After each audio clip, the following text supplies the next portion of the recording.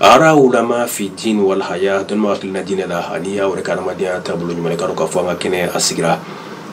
namimbe ambulo koro kene kon nasawi ambal makeni akramo no Ustaz Ibrahim Yakub Dugure. Ustaz Ibrahim Yakub Dugure halifanate ma dugure ananga ni kene bainga ikaro ka fontunye wala dalo damine ni aye no kumbe etalike aya belebele ka alqur'ana ko nan ko maku ayatul kursi ga jemukan yatimena anga jemukan mi fe wudi yalla ma adubati suguri kunandala anye juzu do ke uka kandi Allah taala sona mina temeni wala intoyi anga dormo ko keneka ni jemukan ko nan. Ustaz Ibrahim, assalamu alaikum. Wa alaikum assalam wa rahmatullahi wa barakatuh. Akila amena poimita no ye anjora minka. Naam. No de ka ayatul kursi yere ka kuma aka. Bakuru bala ka kono fo ka ko refo no ye al-almana al-ijmali bi tafsil. C'est-à-dire ka wala Allah ta'ala re kala inu mun ba kono. Ga ne bolo yani ka do kono ba nyini fe saboyan fo jemi ko ndu gute kilinye absage ke modo chefolo do kan juzu iname uluma juzu damina uluma lame ka résumé doke yani ka do kono be ja inshallah. Alhamdulillah rabbil alamin. A'udhu billahi minash shaitanir rajim. Bismillahir rahmanir rahim.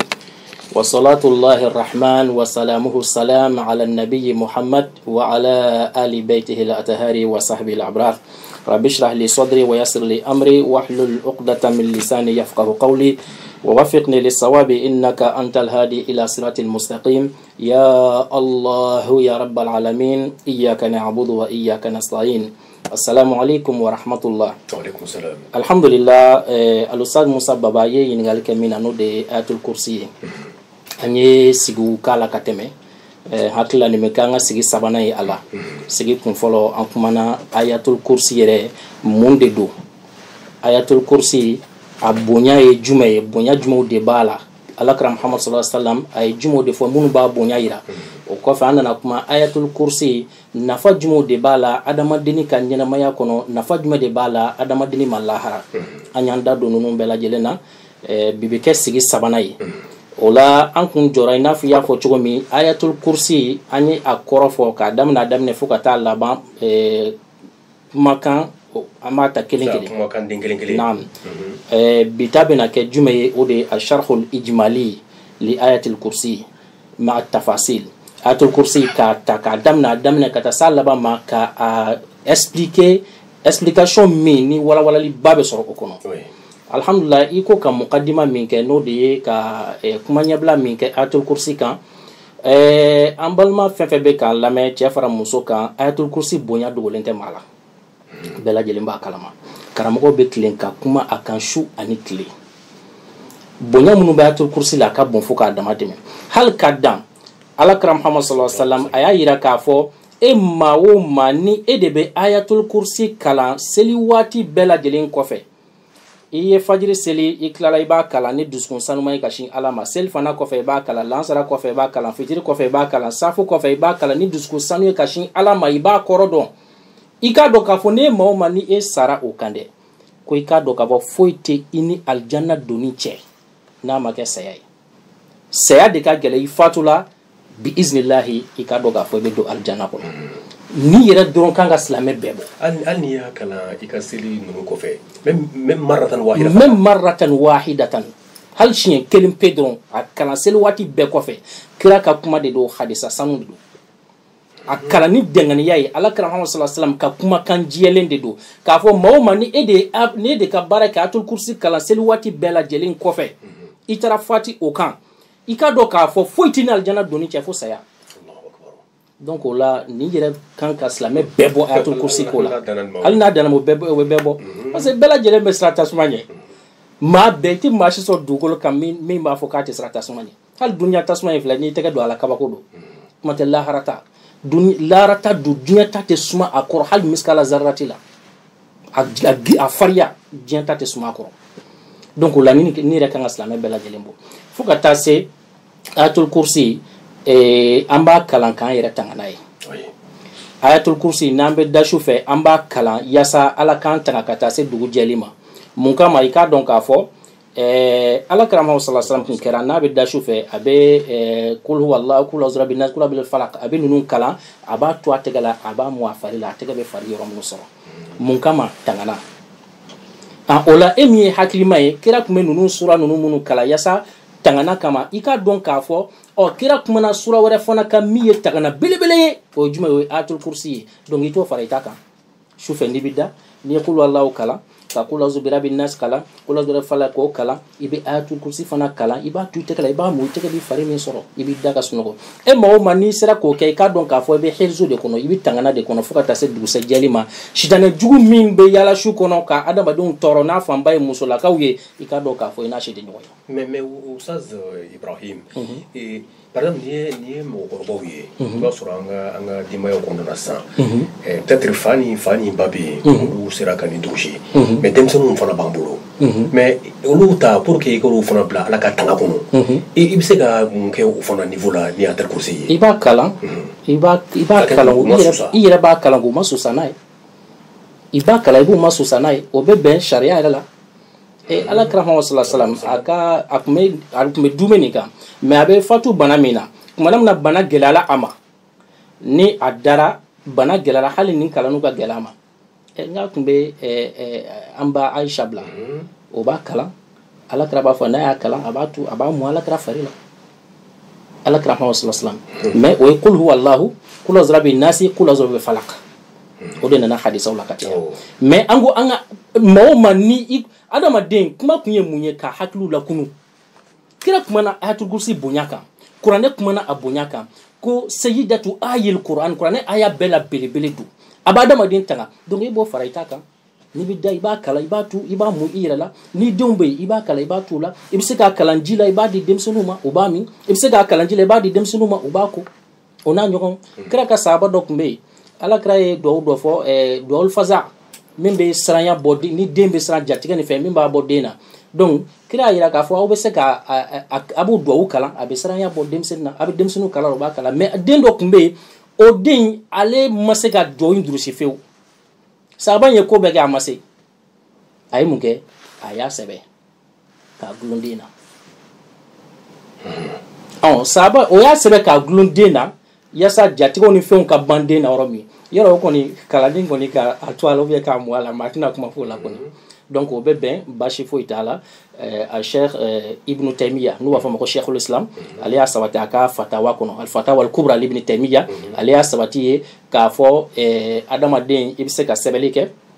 i bɛ se ka kuranɛ aya sɛbɛn walima k'ala tɔgɔ sɛbɛn ka tila k'a ko k'a kɛ nasi ye et puis i b'a min walima k'i ko n'a ye tangana kama ko basi foyi t'a la donc o la i ye ɲininkali kɛ min na maa min ni e bɛ ayatul kursi kalan ka i yɛrɛ tangana ye su kɔnɔ i k'a dɔn k'a fɔ i den fitinin min bɛ yen n'o tɛ se k'a kalan e bɛ se k'a kalan k'a tu a la hali n'i y'a dɔn den bɛ ka siran waati min siranya b'a la n'a dara den dɔw bɛ n'u dara sufɛ u bɛ ban ka pan ka wuli jatigɛ b'u minɛ i bɛ ayatul kursi kalan a kun na i bɛ se ka fatiha kalan a kun na sura minnu b'a adamaden tanga i b'olu kalan a kun na aya minnu b'a adamaden tanga i b'olu kalan a kun na nin bɛ daga foyi t'o la wa bɛɛ lajɛlen ka ɲɛsin nin ma. mais o yɔrɔ la Ustaz Ibrahim par exemple an ye min fɔ ye ayatul kursi fɔ ni ala ka sallallahu alaihi wasallam ni an ye duwawu minnu minɛ ale fana bolo baro olu bɛɛ ye duwawu sanumanw ye ala kira bɛ minnu d'an ma an bɛ baara kɛ n'u ye e yɛrɛ ko ko bon a bɛ bɛn an k'u sɛbɛn ka fɛn u min hali ka u mu an na walima denmisɛnninw ni fɛnw na mais mɔgɔ min bɛ o k'i la est ce que kuma dɔw la a tigi se k'a jateminɛ ni mɔgɔ min taabolo kɛra sisan est ce que a tɛ se k'a jateminɛ k'a fɔ ko bon ne bɛ ka nin fɛn mun kɛ nin fɛn yɛrɛ de bɛ ne protéger ka ɲini ala ka protection kɔ wa. naam n y'a faamu kosɛbɛ alhamdulillah i ka kuma ka ɲi k'a fɔ maa min misalala komi an bɛ kuma ayatul kursi kan maa min ye ayatul kursi sɛbɛn k'a kɛ nasi ye o tɛ walima k'a kɛ sɛbɛn yɛrɛ ye maintenant e bɛ na a nasi min kɛ k'i ko est ce que ko dɔ tɛna bila kun na k'a fɔ nasiji in de b'ale tanga wa an b'a fɔ la nasiji in tɛ o mais min ka kumakan don o de don min ka kumakan don o de don wa hali ni ko ko nasiji in don dɔnnibaa dɔ fɛ i tɛ kafiri ye dɛ mun kama parce que nasiji in jumɛn de don ayatul kursi ala ka kumakan tɛ wa kalimatullahi makhluqatun am la ala ka kuma kan est ce que danfɛn dɔ don wa ah dɔnnibaaw y'a yira k'a fɔ ala ka kuma ti danfɛn ala ka kuma kan bɛ danbe ka taa ala yɛrɛ de ma ala yɛrɛ dɔ don shirku dun ye de i mako ɲini fɛn wɛrɛ fɛ min ye danfɛn ye ka mako ɲini danfɛn fɛ parce que danfɛn ale se t'ale a tɛ se ka foyi a tɛ se ka fɛn fɛn kɛ i ye ka n'o ɲini a fɛ sinon mɔgɔ dɔw bɛ ɲini parce que kuma fana ka gɛlɛn mɔgɔ dɔw bɛ ɲini ne bɛ se k'a fɔ ye Ustaz Musa Babasila ɲama i ka nin ko in kɛ n ye i bɛ se ka ko min kɛ misaliya n bɛ se k'a fɔ ɲama i ka nin ta ka diyan e bɛ se k'o ta ka di ne ma o mais Ustaz Musa Babasila n man kɛnɛ kɛnɛya diyan o ye kafiriya ye e tɛ se ka kɛnɛya di mais n'a sɔrɔ i ye docteur ye n bɛ na i ka n furakɛ a tɛ don kafiriya kɔnɔ parce que o se b'i ye furakɛli se b'i ye yen nɔ mais e ka fura in o fana sirilen don ala ka ko de la kɛnɛya b'ala bolo hakɛ de b'o fana na e dan ye k'i se dan kɛ k'a tɔ to ala bolo ala ye fɛn minnu kɛ sababu ye yiriw la furaw la ko an k'o ta donc e b'olu dɔn o dɔnni tɛ ne la donc e b'a fɔ nin yiri in ta yiri in ta walima nin furakisɛ in ta nin furakisɛ in ta ala y'a sababu bɔ nin na k'a fɔ ni man kɛnɛ n'i ye ninnu ta i bɛ kɛnɛya donc ni ne y'olu ta sisan mais a tɔ bɛ ala de bolo voilà ni kɛnɛyala ala de ye kɛnɛya mais e tɛ mais e sababu de ye sisan nɔ donc o cogo kelen maa min ye nin nasi bɔ k'a fɔ ko o non kumakan in danfɛn kumakan tɛ o wa danfɛn yɛrɛ tɛ jɔn kumakan don Allahu subhanahu wa ta'ala jalla jalalu ale yɛrɛ de ka kumakan ba don o tɛ fara danfɛnw kan shiriku dun ye k'i mago ɲini danfɛn de fɛ fɛn na a tɛ se ka min kɛ mais sisan i y'a ɲini ala de fɛ ma dɔn n'a bɛ faamu i y'a ɲini ala de fɛ donc a bɛ i n'a fɔ k'i da ma ka sigi ala ka hinɛ na maa min da ma ka sigi birahmatika astaghiisu o bɛ yen nɔ birahmatika ala i ka hinɛ astaghiisu n bɛ da ma ka se ala mɔgɔ bɛ da ma ka se fɛn na mun na a ka se k'i magɛ a ka se ka fɛn dɔ dilan i ye hami b'i kɛ a ka se ka wuli ka bɔ i kan mais est-ce que i da ma ka se ala de la wa i m'i da ma ka se ala yɛrɛ la dɛ mais i da ma ka se a ka hinɛ de la birahmatika astaghiisu ya hayyu ya qayyum birahmatika astaghiisu o bɛ yen nɔ o sabatilen don kɛra ka hadisa sanu na kɛra ka duwawu sanu na mais est ce que o ye k'i da ma ka se fɛn wɛrɛ de la wa ko ala ka hinɛ donc ala ka hinɛ o bɛ taa ala yɛrɛ de fɛ yen o tɛ se ka kɛ danfɛn cogo si donc o cogo kelen don a ka kumakan fana i bɛ se k'i da ma ka se o la a ka kumakan i bɛ se k'i ta o ta ka a ɲini ala fɛ a k'i mago dilan o tɛ don shiriku kɔnɔ cogoya si la kana bila i kun na k'a fɔ e ye min ta o de don n'a sɔrɔ sɛbɛn don ko sɛbɛn de bɛ mago dilan la sɛbɛn tɛ mais jɔn de don jɔn de tɔgɔ bɛ sɛbɛn in kɔnɔ jɔn de ka kumakan bɛ sɛbɛn in kɔnɔ donc mɔgɔ dilan bɛ sɔrɔ yen mais an b'a fɔ k'a walala fana k'a fɔ maa dɔw fana bɛ yen minnu bɛ fɛn wɛrɛ ta k'a kɛ sɛbɛn walima k'a kɛ nasi ye min tɛ ala tɔgɔ ye min tɛ ala ka kumakan ye haza haram yen de a bɛ se ka don shiriku kɔnɔ parce que n'i taara se diinɛ tɔgɔ o n'a ɲɔgɔn ma a bɛ se ka taa don shiriku kɔnɔ donc a bɛ n'a fɔ fɛn fɛn saniyalen don o bɔra alahu ta ka kumakanw na naam kalimatullahi wa asma'uhu wal ma'surat nabawiyya o n'a ɲɔgɔn ninnu ala ka kumakanw ala yɛrɛ tɔgɔw alakira Muhammad sallallahu alaihi wasallam a ka duwawu sanu ninnu o n'a ɲɔgɔn a tun bɛ ala wele ni tɔgɔ minnu ye o n'a ɲɔgɔn ninnu k'o dɔ ta k'a sɛbɛn walima k'a nasi bɔ k'a min walima ka i ko n'a ye mɔgɔ ɲini kama a bɛ daga foyi t'a la ala k'an bɛ sababa ma ala ka laɲiniw sabati alhamdulillah ayatul kursi an ye caman fɔ a bonyaw la ka caman fɔ a nafaw la an bɛna don min kɔnɔ bi o de ye a sharhul ijmali ayatul kursi yɛrɛ k'a ta daminɛ ka taa se a laban ma ka essayer ka walawalali kɛ a la ka explication di a la explication min ni farafasiya caman bɛ sɔrɔ a kɔnɔ an kun y'a daminɛ an ka sigi tɛmɛlen an kun bɛ Allahu la an jɔra Allahu la an bɛ segin ka na n'a ye an ko Allahu yɛrɛ ye jumɛn ye ayatul kursi daminɛ min ye Allahu la ilaha illa huwa al-hayyul qayyum Allahu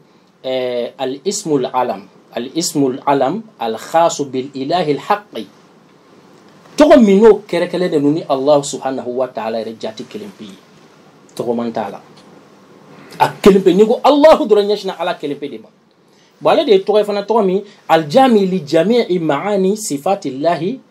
وأسمائه تقوم مي نيا الله فضل أبي تالك على مانغوت تو بلا جلنا ala mangoto minnu dɔnnen don n'o ye 90 n'u b'a fɔ k'ala tɔgɔ 99 ni Allahu ta ale de bɛ se ka tali kɛ nin bɛɛ parce que nin bɛɛ lajɛlen kɔrɔ bɛ ɲɔgɔn sɔrɔ ale Allahu kelen pe kɔnɔ donc nin ye Allahu taarifu ye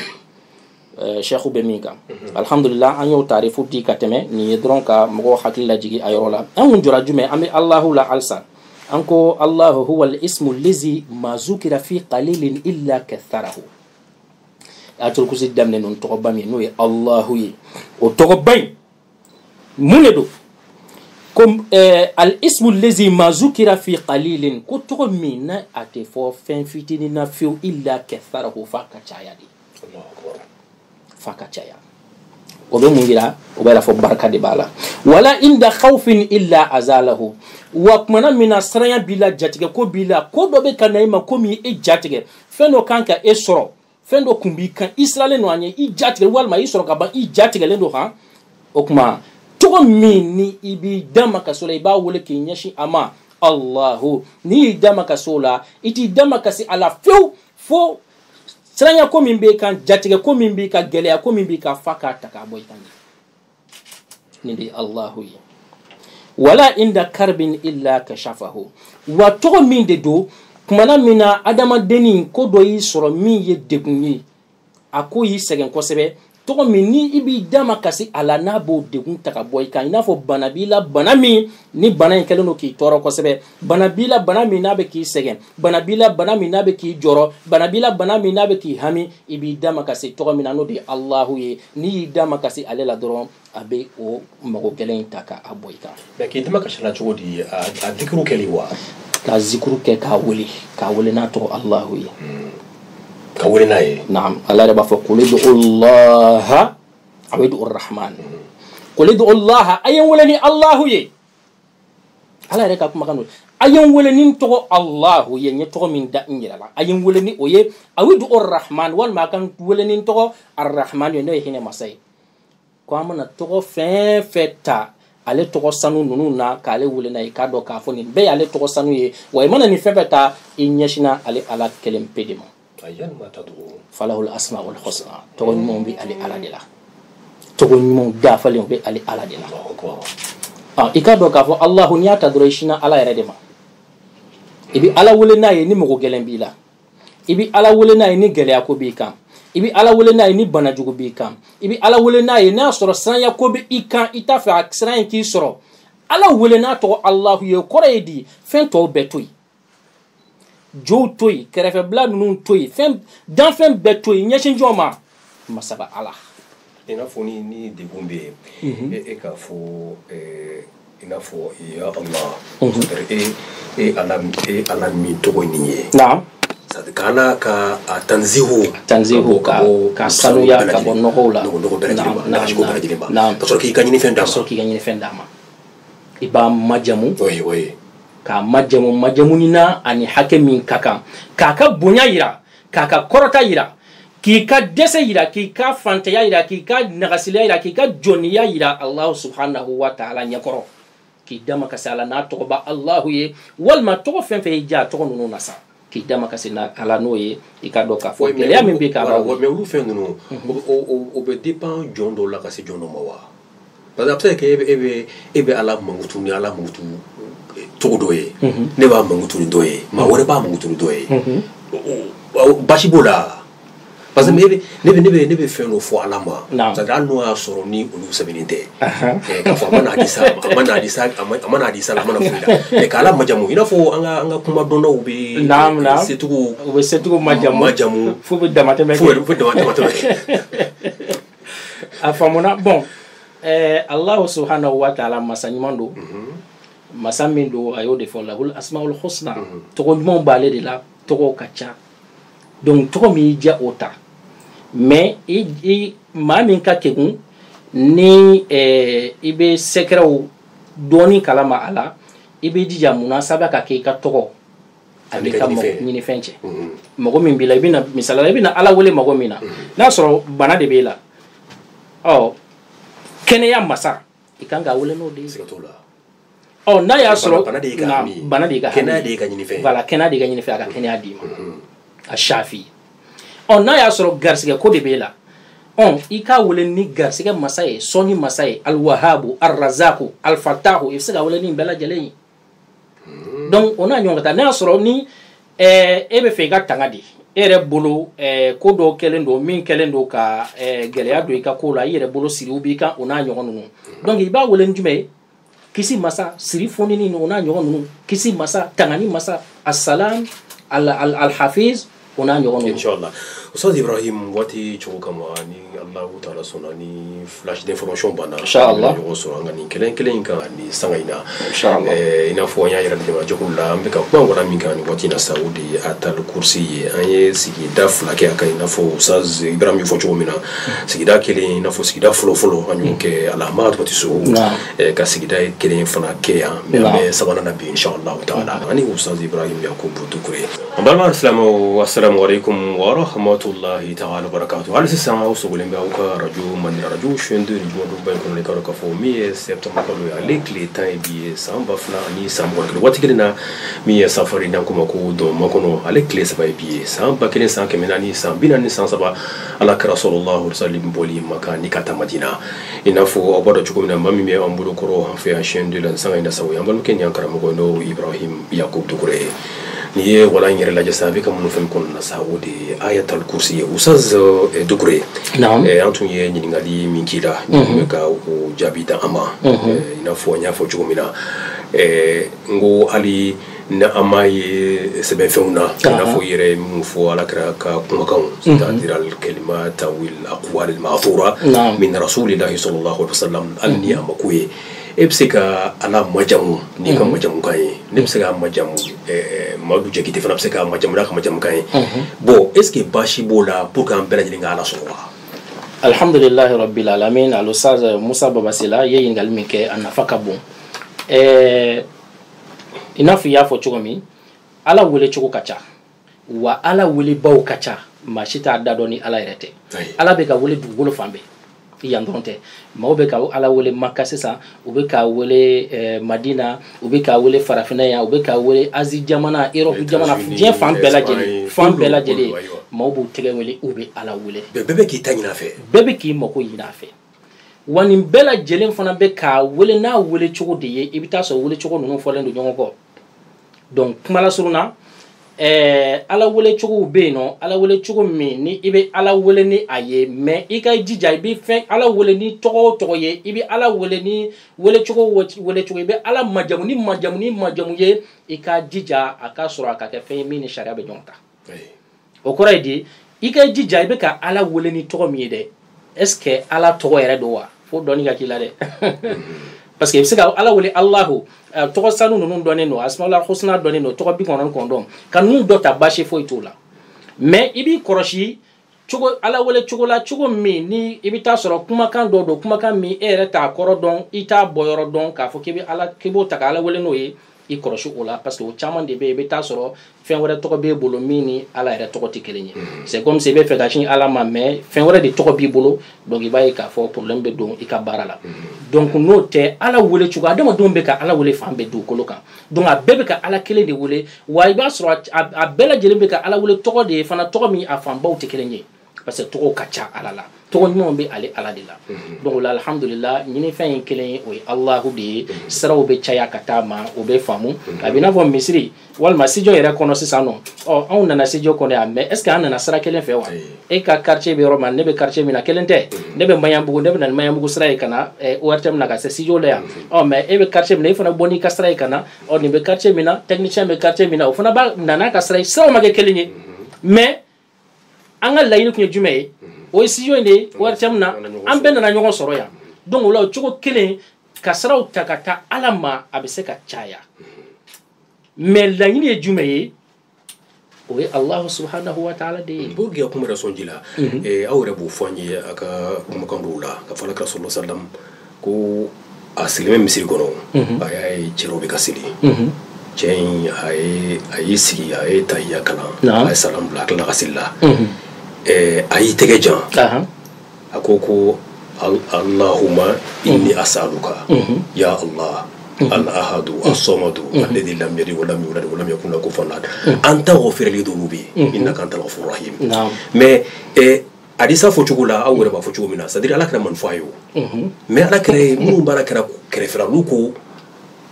qad ghufira lahu ake wiyala de ake wiyala de o cogo kelen na mais ko do même ni na ko don ba de bala parce que il filɛ ka di san o cogo kelen e min fɔ c'est à dire cɛ fɛn fɔ hakili hali n'o y'a sɔrɔ ala kɛra mana ni fɛn mais a ye kuma fɔ ala tɔgɔbaw voilà ni kuma fɔlɔ sariya sɔnni bɛ nin bɛɛ lajɛlen sariya sɔnni bɛɛ ma a y'a da ɲɔgɔn kan o cogo la donc o cogo kelen na hadisa wɛrɛ fana bɛ yen o fana cɛ kira ɲɛnɛ a bɛ na a bɛ ala wele a fɔ antal hannanu mannan badi samawati wal ardi donc ya zal jalali wal ikram a bɛ taa nin ye ala kira ye mun kɛ k'a jaabi a tilali ko cɛ min filɛ ko a ye ala wele bismillahil azam k'a ye ala wele ni ala tɔgɔ la belebele de ala tɔgɔ belebelew nin kabako de dɛ mais kira m'a fɔ ko ismullahi azam don walima kira m'a fɔ i filɛ ka kumakan minnu fɔ ismullahi azam b'a kɔnɔ kira tun m'o fɔ a ye o mais cɛ y'o dɔn cogo di o ye keguya de ye o de y'a to an b'a fɔ kuma bɛ fɔ hakilimaw de ye kuranɛ yɛrɛ kuma sin do li ulil albab ala b'a fɔ fan bɛɛ li ulil albab nin ye hakilila jigin de ye nin ye leçon de ye ka di aw ma mais a nafa belebele bɛ se jɔn ma li ulil albab hakilibatigiw minnu bɛ hakili jagabɔ kosɛbɛ munna aw tɛ hakili jagabɔ kuranɛ kan de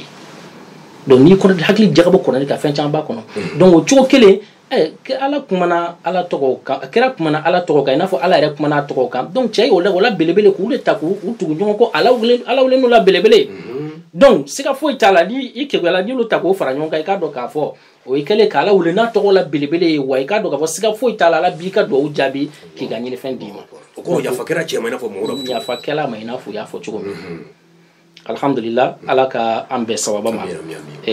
o de y'a to mais ye min fɔ ismullahi azam o kumana o fana ale fana ye mun ye a ka ca nin walima tɔgɔ kelen de don Ustaz Ibrahim bon ismullahi azam alosa musa baba i bɛ ka don n'a ye babu min kɔnɔ babu daqiqu jiddan ka tafsiru ijaba mujaza naam ijaba mujaza naam babu daqiqu jiddan babu min do a ka misɛn a ka ɲi an ka shekubaw n'a ɲɔgɔn de la minnu bɛ don ala ka détail ba di mais n'i ye an ɲininka ala kira muhammad sallallahu alaihi wasallam ale fana min fɔ ala an b'o d'i ma kɛ ala kira y'a jira k'a fɔ ismullahi al-azam ala tɔgɔ la belebele n'u b'a fɔ le grand nom d'Allah n delila k'a mɛn dɔ la ko grand nom d'Allah tɛ yen o de y'a to adamaden an ka kalan o de ka ɲi quoi an ka kalan kɛ ko grand nom d'Allah ko tɛ yen ko kuma yɛrɛ tɛ bɛn ko ye haramu de ye awɔ parce que k'ala tɔgɔ bɛɛ k'a bɛɛ ye belebele ye tiɲɛ don fitinin tɛ ala tɔgɔ la ale y'a fɔ ka da o de kan quoi parce que n'i ko grand nom d'Allah o kuma fitinin ye jumɛn ye i ko ala tɔgɔ la belebele a fitinin ye jumɛn ye fitinin tɛ ala tɔgɔ la ala tɔgɔ bɛɛ grand nom d'Allah ye mais grand nom d'Allah fana la o la belebele fana bɛ yen e ma ye kuranɛ ye fɛn kelen de ye o fara no ɲɔgɔn kan k'a fɔ alquran mais est ce que kuranɛ ye kumakan kelen don wa est ce que sura kelen don wa est ce que aya kelen don wa donc sura caman ni aya caman de farala ɲɔgɔn kan k'a kɛ kuranɛ ye ala ka kumakan a dafalen mais ni sura ninnu fana bɛɛ lajɛlen na min ka bon n'a bɛɛ ye o bɛ yen o sura est ce que n'i ko fatiha de ka bon ni kuranɛ sura bɛɛ ye i ye nkalon tigɛ wa i ye tiɲɛ fɔ mais est ce que o kɔrɔ ye ko sura tɔw ka dɔgɔn wa i m'a fɔ ka dɔgɔn mais a kuranɛ ba ala belebele o ye fatiha ye ayatul kursi an b'o min kan dɔnnikɛla bɛɛ lajɛlen bɛnna kan k'a fɔ ayatul kursi de ye kuranɛ aya bɛɛ la belebele ala kuntigi ye est ce que aya denni bɛ yen yan aya denni tɛ yen a bɛɛ ye belebele ye mais min fana ka bon n'a bɛɛ ye o ye ayatul kursi ye donc o cogoya kelen ala tɔgɔ bɛɛ ye belebele mais ala tɔgɔ la belebele fana bɛ yen n'a fɔ ma ko le grand nom d'Allah ala tɔgɔ la belebele ismullahi al-azam donc k'a fɔ ko ji o fɔ ko parce que ko i ye tɔ non ala tɔgɔ bɛɛ belebele mais dɔ ka bon n'a bɛɛ ye donc a bɛ bɛn foyi t'a la ala kɛra muhammad sallallahu alaihi wa alihi wa sallam a ko ni an bɛ ismullahi al-azam ɲini ala tɔgɔ la belebele ɲini ko an k'a ɲini bakara kɔnɔ a ye sura fila fɔ k'o jɛya k'an k'a ɲini o kɔnɔ a fɔlɔ ye bakara ye a filanan o ye ali imran ye bakara dɔnnibaw y'a sɛgɛsɛgɛ ka taa ye k'a fɔ bakara aya min ni o ye 255e verset n'a fɔ ma ayatul kursi k'a bɛ yen de Allahu la ilaha illa huwa al-hayyul qayyum ka taa bila wa huwa al-aliyyul azim k'a bɛ nin de kɔnɔ bon o tilala ka basu kɛ ka recherche kɛ kosɛbɛ kana ye tuguni k'a fɔ aya in dɛ a daminɛ yɛrɛ k'a bɛ yen Allahu la ilaha illa huwa al-hayyul qayyum. Muna parce que Allahu yi yɛrɛ sɔrɔ yen a daminɛ yɛrɛ la net. Muna parce que hayyul qayyum fana yi yɛrɛ sɔrɔ yen. O kuma kira ye sura filanan jumɛn fɔ Ali Imran. Ali Imran dɔnnibaw y'o fana ta k'o lajɛ k'o fana sɛbɛn ka taa ye k'a fɔ o fana daminɛ. Mun bɛ yen alif lam mim Allahu la ilaha illa huwa al-hayyul qayyum. Donc Allahu ye ɲɔgɔn sɔrɔ o fana kɔnɔ. Allahu yi yɛrɛ sɔrɔ o kɔnɔ. Hayyul qayyum fana i yɛrɛ sɔrɔ a kɔnɔ. mais a bɛna fɔ al-hayyul qayyum ni sɔrɔ jala ye dɛ. A ka di Ala ye fo k'a dama tɛmɛ. Ala tɔgɔw la belebele don a bɛna se a ma ɲɛfɛ o. dɔnnikɛla dɔ yɛrɛ k'a fɔ Nabiyula Isa a tun bɛ su ɲɛnamaya ko n'a bɛ su ɲɛnamaya k'a tun b'a ɲɛnama ni tɔgɔ min ye k'a b'a fɔ de ya hayyu ya qayyum k'a b'a la wele n'o tɔgɔ ye ya hayyu ya qayyum a b'a la wele n'o ye yasa ka su ɲɛnamaya dɔnnikɛla dɔ y'o yira dɔnnikɛla dɔ y'a yira k'a fɔ Nabiyulahi Suleiman masa n'u ko masa Suleiman Ala ka nabiɲumanba ye min ye masaya kɛ ka fan caman mara n'a ka masaya bonyana fo k'a dama tɛmɛ a ka waati muso dɔ tun bɛ yen ko Balqis o fana tun ye masamuso de ye a mago tun b'o la ko nani o n'a ka masakɛ sigilan ye arshu k'a bɛɛ ta ka na n'a ye a y'a ɲini a ka maaw fɛ ale ka waati la cɛw b'a bolo adamadenw na cɛw b'a bolo jinɛw la minnu bɛ se ka kobaw kɛ Ala kɛlen bɛ k'u bɛɛ kolo a ye k'u kolo a ye bon a kɛlen k'a ɲini a nɔfɛ maaw fɛ jinɛw b'o la hadamadenw b'o la ko qala ifritun min al-jinn ko jinɛ dɔ tun bɛ yen ifritu de ye ifritu ye jinɛ juguba de ye jinɛ farimanba a kana ka gɛlɛn fo k'a dama tɛmɛ a tɛ sɔn maa si ta ma hali n'ale donna i ka maa la a donna muso la yasa k'a gɛn ka bɔ a la problème dan de don parce que ale kati ka gɛlɛn ni ka gɛlɛn ale b'a fɔ f'i k'ale faga de ta to yen